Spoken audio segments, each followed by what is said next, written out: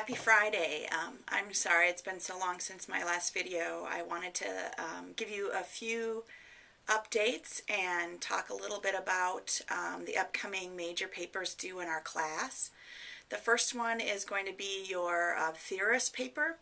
If you pull that up on the content page under assignments, I think it's under major assignments or major papers, what it asks you to do is I've listed 4 different pairs of theorist or theoretical ideas, and I want you to compare and contrast them. So if you look a little further down, it asks you, kind of like what are the features, what are their similarities.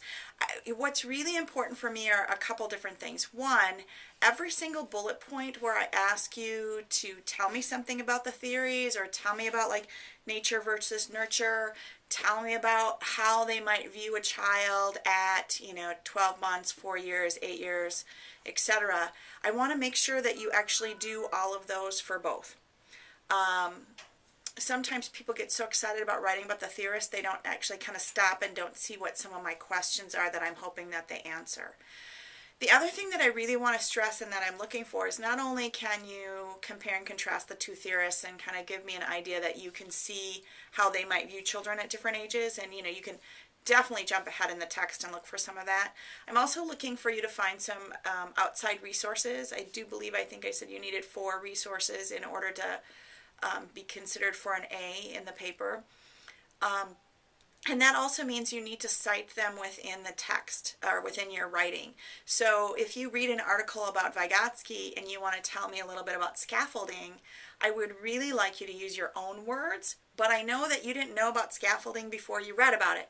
So then you'd also need to tell me which of the resources, whether it be the text or an outside resource, that you're using as support for what you're saying. So where did you get that information from? How did you come up with that? And basically, ideally, the best is always to summarize and to put it in your words. Or if you do use quotations, please make sure you're also citing. I don't want a paper full of exact quotes from other places. That means that you're able to copy and paste. It doesn't mean that you're able to think about it. I'd like you to be able to critically think about this. Tell me in your words as much as possible. The caution that I have for some students is when they don't use the citation, and then I'm going to mark you down pretty drastically for that because, again, if you're not giving credit to whose it is, that's a form of plagiarism. The other form of plagiarism that concerns me is when you actually copy a whole section or a sentence or two from a document and you insert it as if it is your own. I'm pretty good at seeing what people's writings styles have been, and when it doesn't appear to fit with how you normally write, I often can do the same Google search you probably did to find that document and to see that it has been plagiarized. I'm not saying any of you are going to do that, but it has happened in the past, and just so you know, if I do find anything that's plagiarized, I am under one of the requirements for the college is that I do submit a code of conduct violation on any plagiarism.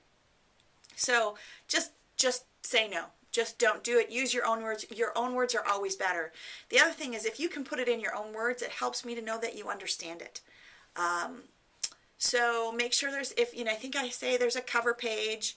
I want a bibliography. I want you to make sure that, print off that assignment sheet and then check off, have I really answered all of these questions? If you do have some questions about it or you're not understanding, please post them on the burning question area so we can all have the conversation around them.